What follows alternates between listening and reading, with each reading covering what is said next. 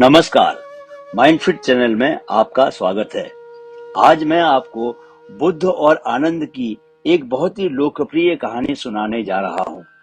यह उन दिनों की बात है जब बुद्ध की शरण में दीक्षा ले रहे भिक्षुओं को कई नियमों का पालन करना पड़ता था। वे किसी के भी घर 3 दिन से ज्यादा नहीं रुक सकते थे। यह नियम स्वयं बुद्ध ने बनाया था। उद्देश्य यह था कि उनकी सेवा में लगे लोगों को किसी तरह की कोई तकलीफ न हो।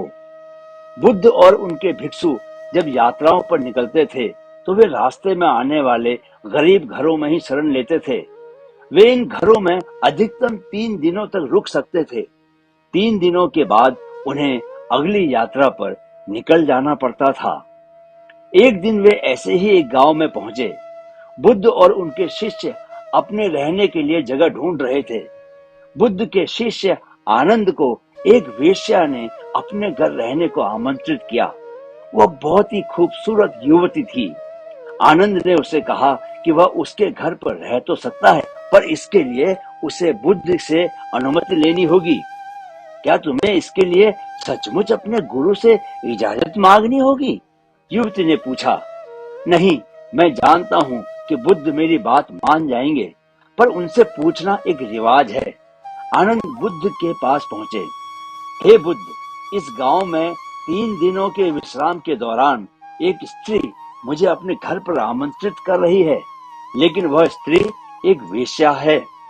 बुद्ध ने आनंद की ओर मुस्कुराकर देखते हुए कहा, अगर वह तुम्हें इतने प्यार से आमंत्रित कर रही है तो तुम्हें उसके निमंत्रण को ठुकराना नहीं चाहिए। जाओ और उसके घर ही रहो। बुद्ध की यह बात दूसरे शिष्यों को गवारा न हुई।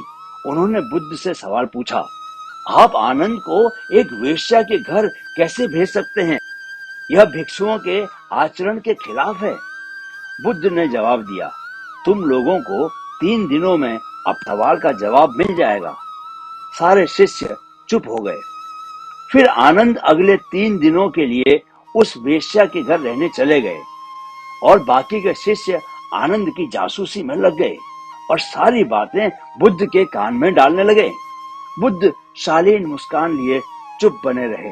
पहले दिन वेश्या के घर से आनंद और महिला के गाने की आवाज आई। यह बहुत नई बात थी। एक भिक्षु का वेश्या के साथ यूं गाना गाना। शिष्यों ने कहा, बस यह तो गया। पर दूसरे दिन घर से गाने के साथ नाचने की भी आवाजें आने लगी। अब सारे शिष्य एक स्वर में कहने लगे, अब तो यह पक्का ही गया। तीसरे दिन तो सचमुच ही उन्होंने खिड़की से आनंद और उस महिला को नाचते गाते देख लिया। सबका यह अनुमान था कि आनंद इतनी मौज में है तो वह भिक्षुओं के साथ आगे की यात्रा पर नहीं आएगा। अगले दिन सभी भिक्षु कानाफूसियों के बीच चौक पर जमा हुए। सभी ने आनंद के आने की उम्मीद छोड़ दी थी। सभी सोच रहे थे कि वह इतनी सुंदर स्त्री का साथ छोड़कर भिक्षुओं के साथ क्यों आएगा। परंतु तभी सबने आनंद को एक सुंदर स्त्री के साथ अपनी ओर आते देखा। वह सुंदर स्त्री एक महिला भिक्षुक का रूप धरे हुए थी। बुद्ध उसे देखकर मुस्कुरा रहे थे, जबकि बाकी विस्मित होकर खुले मुंह से आनंद और उस महिला भिक्षुक को ताक रहे थे। बुद्ध ने आनंद की पीठ पर हाथ रख भिक्षुओं को संबोधित किया, अगर खुद पर भरोसा है तो आपको कोई भ्रष्ट नहीं कर सकता, बल्कि अगर आपका चरित्र बलवान है तो आप भ्रष्ट को भी चरित्रवान बना सकते हैं। ऐसा कहते हुए बुद्ध ने वेश्या से भिक्षुक बनी महिला का स्वागत किया और सभी लोग आगे की यात्रा पर निकल पड़े।